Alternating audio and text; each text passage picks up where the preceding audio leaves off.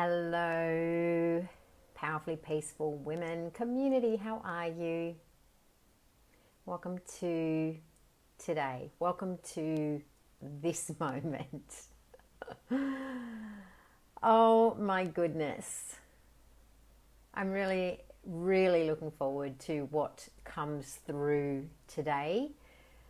Largely because I have been in this exchange with my ego all morning. In fact, since I posted that I was going to talk about soul work last night. If you're jumping on, even if you can't stay, before you go, hit the heart button. That's all I ask. Yep, or the like, or the anything button, whatever button calls to you. And if you can stay, say hi. Even if you can only stay for 10 minutes, just say hi. Yeah, it just means a lot. Hello, beautiful Christy. Good to see you. So today I am talking about soul work. And so what is going to invariably come up in today's conversation is the soul, ego, projections, discernment. How do you even know? What if it's just your ego masquerading in a bright red heart costume, which is a line from my book? But I now kind of think, what if it's just my ego masquerading as my soul? I'm going to dive into all of that today. And I normally have a bit of an outline of where and how these conversations are going to go, but today I don't. And that was kind of purposeful because as I was trying, hear that word trying? If you know that you're trying to create something, you can already know it's not from your soul. We'll come back to that in a minute. But as I was preparing this, trying to prepare to talk to you guys this morning about soul work, it's like it was an instant cue. My ego just jumped to attention. And hello, beautiful Brittany. How are you? My beautiful friend who I met at Uluru. So gorgeous to see you. So immediately what comes to attention, is, and I think, let me just preface this whole thing with, again, and I often say this, but I think I need to preface it every single time. This is, what I'm sharing is coming from within me. It's coming from a part of me that has resonance or gets what I'm sharing on some level.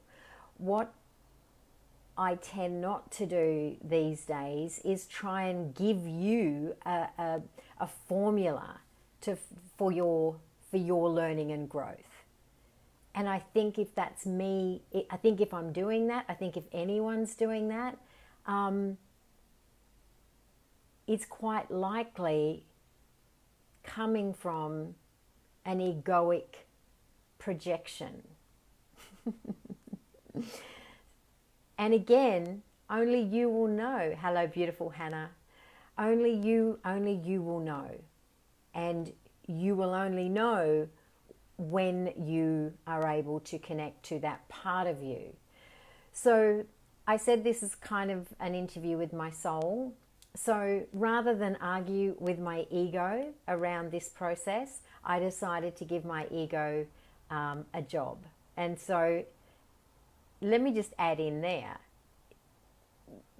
quite often we hear people talking about, ego deaths and, controlling your ego and quietening your ego. And again, in my experience, that's just your ego talking, right? That's still an egoic thing that's occurring that thinks you can even do that. It's kind of like, it's like the big bad wolf in Little Red Riding Hood pretending to be grandma. It's that. We have a soul and we have an ego. In fact, to me, there are more parts than just that as well. But for today, we're just going to talk about the soul and the ego. So why do I do soul work? Why do I do soul work? And this is my version of soul work. The reason that I do, and so this is the job of my ego today, to be in service of my soul. That's what I believe our ego is for. I believe our ego is to be in service of our soul. It's there for a purpose. If this helps you, this helps me to think about ego and soul in this way. Think about your ego as your masculine energy, your doing energy, right? Of course, we need to do things. We need to be able to get stuff done. So we need that masculine energy, right? This is not sex or gender conversation either. When I say masculine and feminine energy, I'm not talking about gender or sex. I'm talking about energy. Masculine energy, which is associated with the part of me that I refer to as my ego, is the doing energy. It's the get shit done. It's the figuring out. It's the roll up the sleeves and put the shovel in the ground. There's that part of me, my masculine energy. And then there's my soul. So my soul is my feminine energy. It's where I'm in my being. It's where I'm in my softness. It's where I'm in my peace. It's where I'm in my truth. It's where I just know what I know. Now, where this becomes problematic for so many of us is we're never in our soul, and so our ego is just running rampant, right? It's not a bad thing, but if you turn on a fire hose and you don't direct it, what happens? It's just like, it's everywhere, right? It's all over the place. And your ego is kind of the same. If you don't give it a job to do, if you don't put it into service, put it in service of the soul. I've given this as an analogy before as well. It's like your ego, is the version of you that can drive the car, but your soul is the one with the map. So if you're not communicating with it, if those two parts of you are not in communion with each other, then they're going to get really out of control, and you're going to find that you are in this is where you get up into your head, and you then struggle to figure stuff out. I don't know what to do. I don't know what to do. I don't know what's the right thing, the wrong thing. That's what's going on. You're in this battle. But to me, soul work it's a daily practice. And why do I do it? I do it because it's important to me to be able to live my life from a quiet truth, which is my inner peace, where I don't need anything to be a particular way in order for me to be peaceful. It would mean sitting in the middle of it's can I sit in the middle of Queen Street Mall and meditate? Yeah, these days I can. I never used to be able to. I used to meditate if I could get all the conditions exactly right, then I could meditate. Yeah, it doesn't work like that either. It's still the ego, that has an agenda. So why do I do soul work? It's so that I can engage with the world and my human experience of the world from a place of peace, from a place of acceptance, from a place of non-duality. What do I mean by non-duality? Where I don't need anything to be a certain way in order for me to feel peaceful. Yeah. So when we talk about soul work, what I'm really talking about is being aware when I'm up in my head and I'm trying to figure something out and I think there's a right way and a wrong way, and taking a pause on that and dropping down back into my body, into my soul, into my, the part of me that is quiet and peaceful and accepting. And then moving from there. So you guys hear me talk about this a lot, especially if you tune into the Empower Hours. You hear this conversation from me a lot. So how do you know? How do you know when it's your soul talking? This is probably the question that I get asked the most. How do you know when it's your soul talking? Well, here's how I know. When it's my soul talking to me, my soul doesn't have an agenda. It has no need for anything to be a particular way. It's not looking for an outcome. It's not looking for the right way or the wrong way. It's not looking for conditions to be met. It's not looking for a result.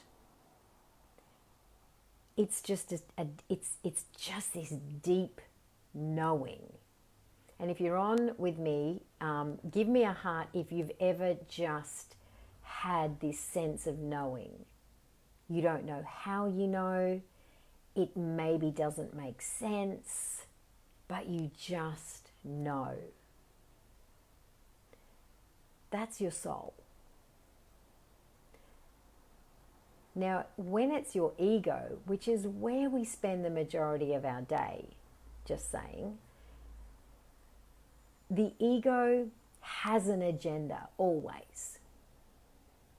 The ego is, even if you're a good person, right? Having an ego doesn't mean you're some sort of, narcissist. Now, that is one of the most overused words on the planet, which to me just creates more separation. So, and for me, soul work is dissolving the separation. Dissolving, if I do this, I'll get that. If I say this, this will happen. If I choose this, then something good will happen. Or if I don't choose it, whatever it is, whenever you're in a questioning process with yourself, then you're in this, your ego is kind of running the show and not taking any direction. The ego will be in survival mechanism, in this sense of surviving. And so for the ego to survive, it has to constantly feel that it, or believe that it's doing the right or wrong thing. The soul doesn't need that. Now, if you think about that and think about humanity as a whole, very few of us are moving from our soul's direction. Very few of us are navigating from the map of the soul. We're in this ego mode where we're just trying to get it right. Another way in which you'll recognize the ego as well is the ego is very righteous and very indignant. The ego gets offended, right? The soul doesn't. The soul is able to be in a state of acceptance. Now, this doesn't mean that, that we just oh my gosh, if you're in your soul, you just roll over and just, take it. But what it does mean is that when you're moving from your soul, you don't, you minimize your own suffering. Yeah, you minimize your own suffering when you are in communion with your soul, in reverence of your soul, in, moving from that soul energy. Yeah. So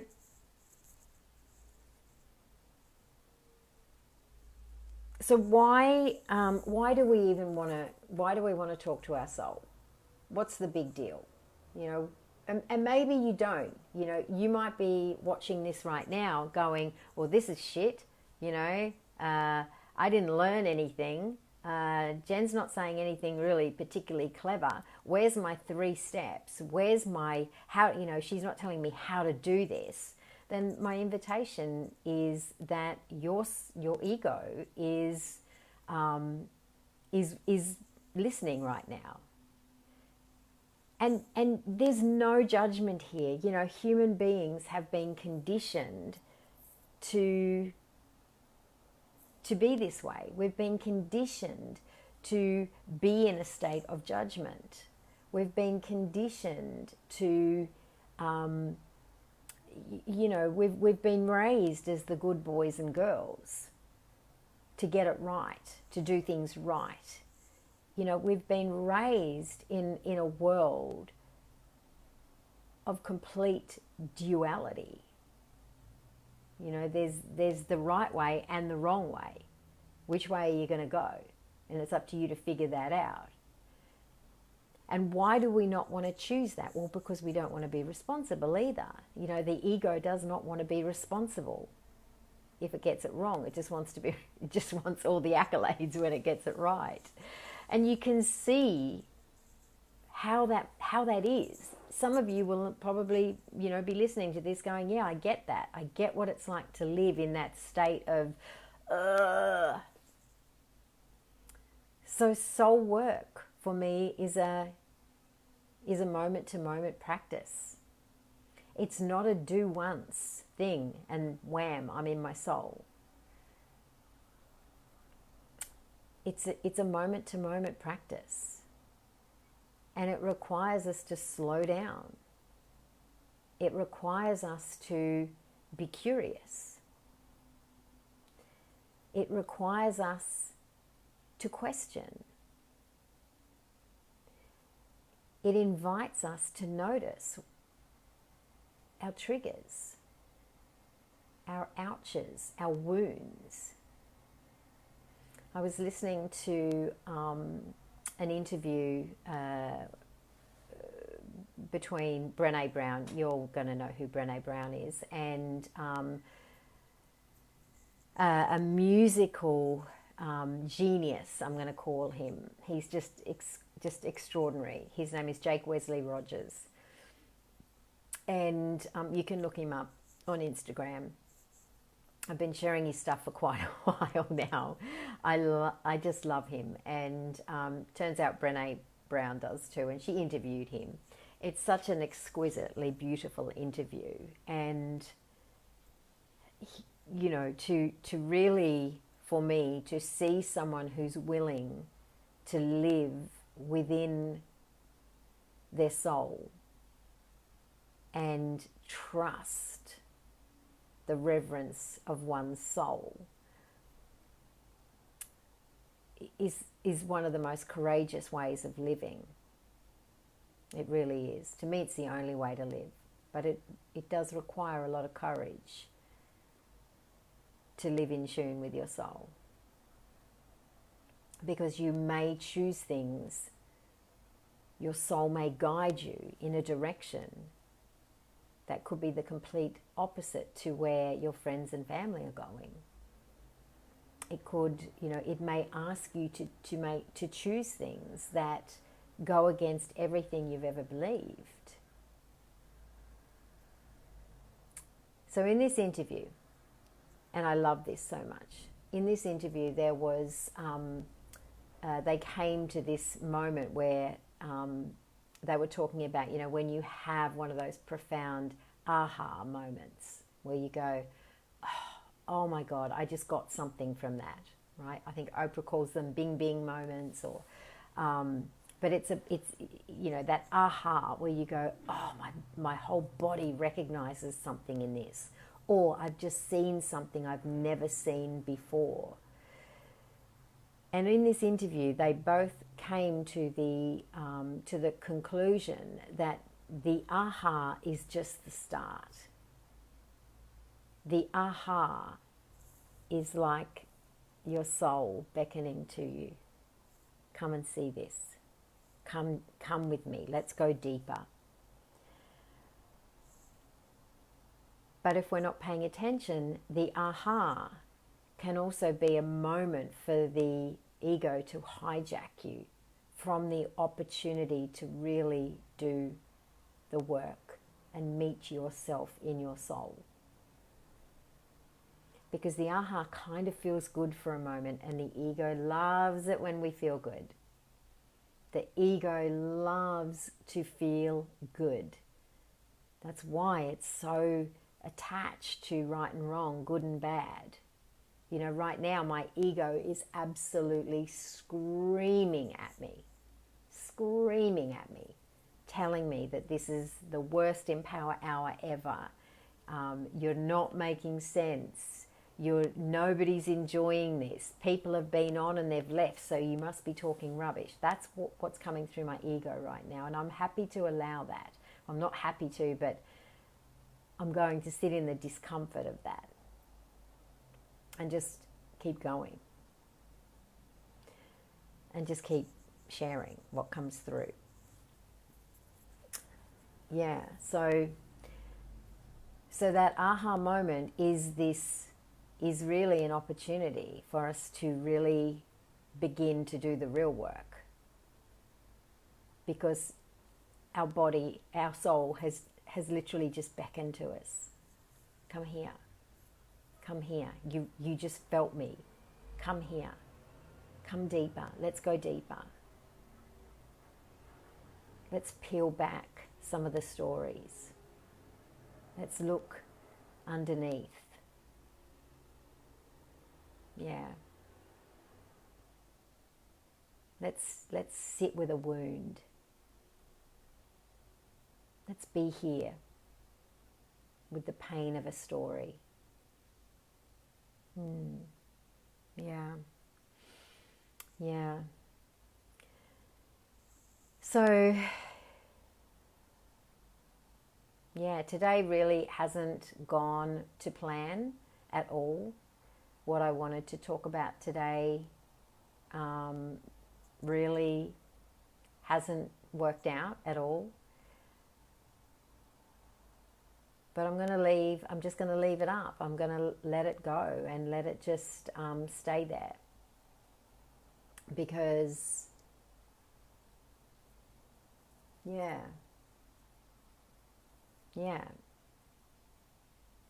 because my soul wants me to see something right now. My soul wants me to see.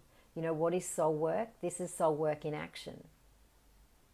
Yeah, this is me demonstrating soul work. What does soul work look like? Well, I can't give you I haven't got the handout or the cheat sheet, but I can show you. This is what soul work is. Being willing to just show up and sit in discomfort and sit in your own discomfort and witness, the screaming and yelling of your ego, and know you're still safe. You are safe. You are loved. It's okay for you to share yourself in a way that feels true for you.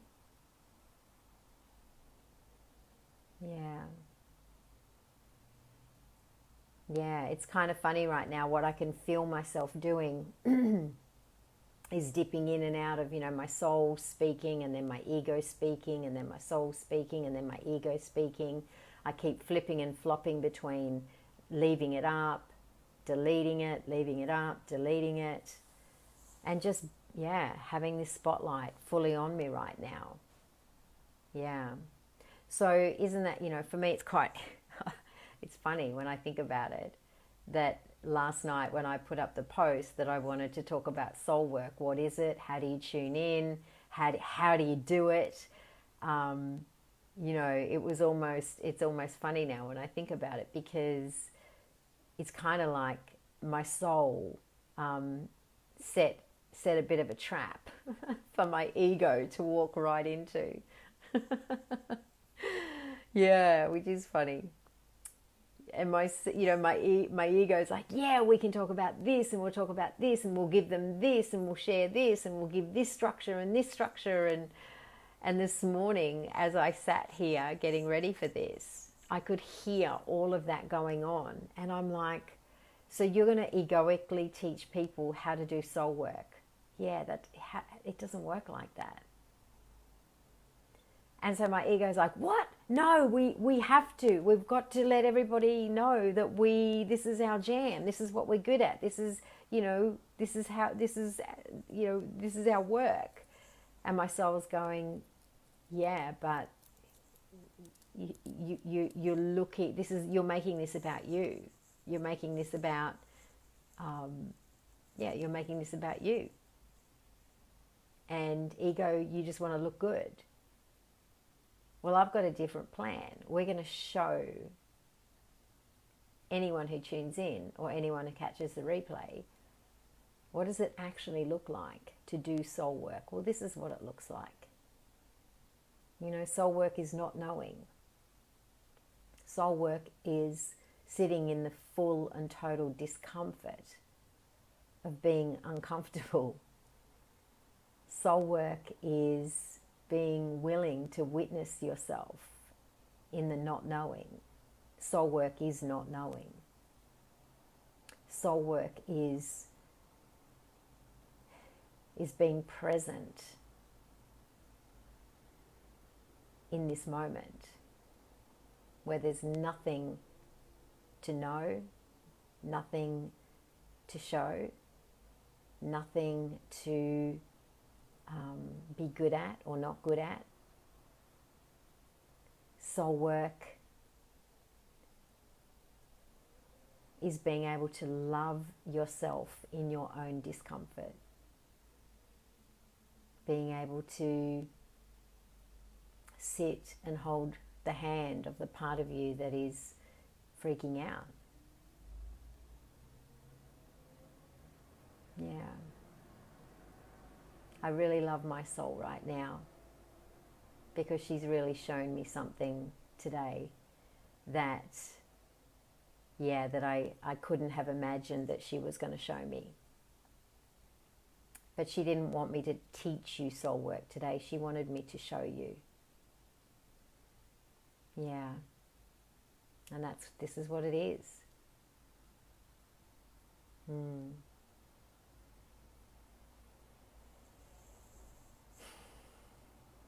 And it's interesting when I sit and think about that, because when I work with people, this is what I do. I sit with them in their discomfort. I sit with them in their pain. And in doing so, they connect to their own soul. I did a post the other day that said, what if we, rather than tell people what they need, we actually ask them what they need. And this is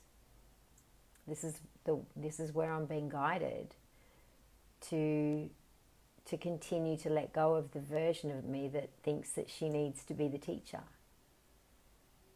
and instead be the guide. Yeah, and guide you to a truth that only you can find. Yeah. Yeah, the truth that is in your soul. that will only be true for you. It will not be true for everybody else. And when you connect to that part of you, you probably can all, see that you can see everything about me is quietened down now. The first part of this, my energy was, quite frenetic and like I had this giant spotlight on me. Well, that was my ego, that had the spotlight on her. And now that my ego can see that it's safe and we're still here, what you can probably feel now is the quietness of my soul that doesn't need anything to be any particular way.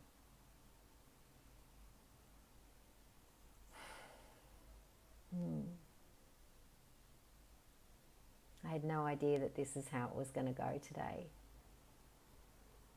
But I'm so glad that I let it play out. Yeah.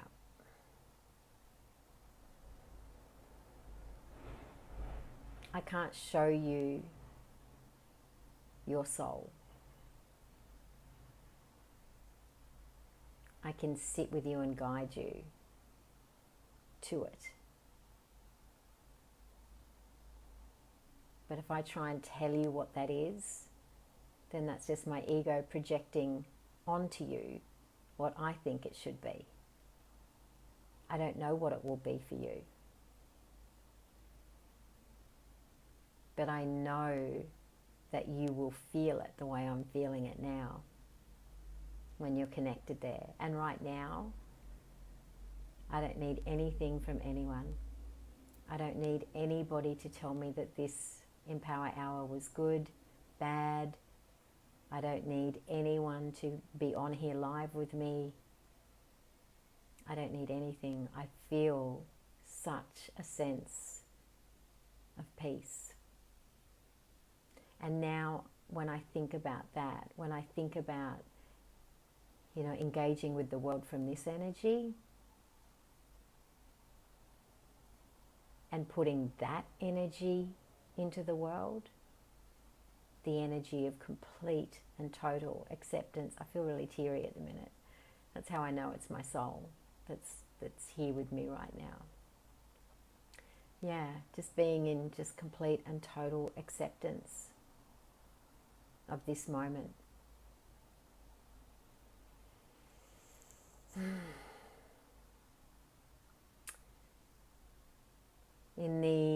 I'll finish with this today. I'm not going to do a card pull or anything today.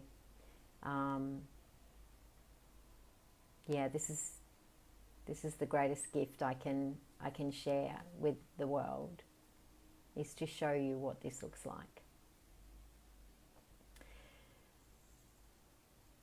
In the Gospel of Mary Magdalene, there is a term that isn't exclusive to this gospel, but it is a term that I've become really familiar with and begun to really understand. And it is a process to come back to. But it's the concept of Gnosis, Gnosis. And Gnosis is what we know by heart, and what that really means is what we just know without knowing how we know it. We just know. And there is a line, I think it's in Mary, the Gospel of Mary 7:7. And I love learning from this as an ancient text, right? As an ancient, someone wrote this down. It's just like, thousands of years old. And it's just the most incredible piece of wisdom. But in this particular piece, Mary, and I'm paraphrasing here, I'm not a theologian, I haven't studied seminary or anything, so I'm paraphrasing. But she asks Christ, how do you know how do you know when, when you've reconciled those parts of you? How do you know that? And in the original text, Christ refers, she says, that's right, she asks, I told you I'm paraphrasing, she asks, is it through the soul? Do we enter this state of, complete grace and reverence through the soul or through the mind? And Christ says neither. It's through the nous, N-O-U. Now, the issue is that when that word, it's Greek, when that gets translated into English, it loses what it actually meant. And so when it gets translated into English, it translates to mind, but that's not what he's saying when you leave it in the original word, which is not translatable into English. So as the word nous is just simply it's the bridge between the two. So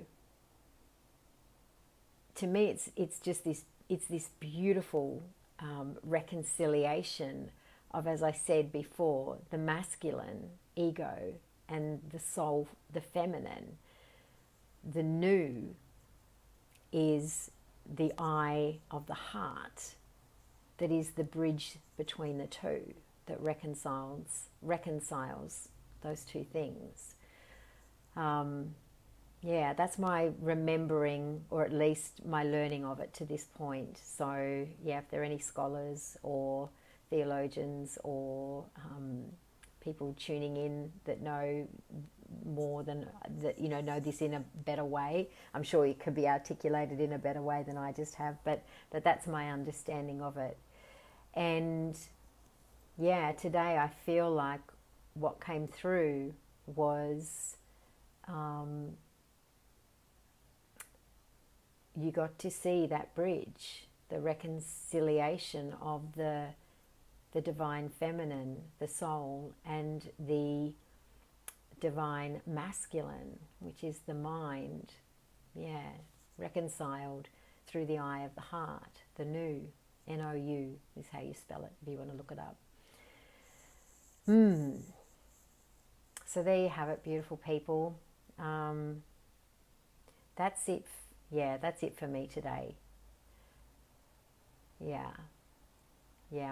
I'm feeling really, really peaceful right now, and really,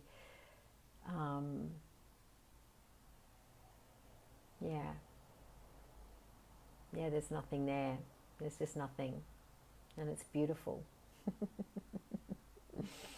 So a very short but very powerful Empower Hour today. Receive it as you do. Lots of love.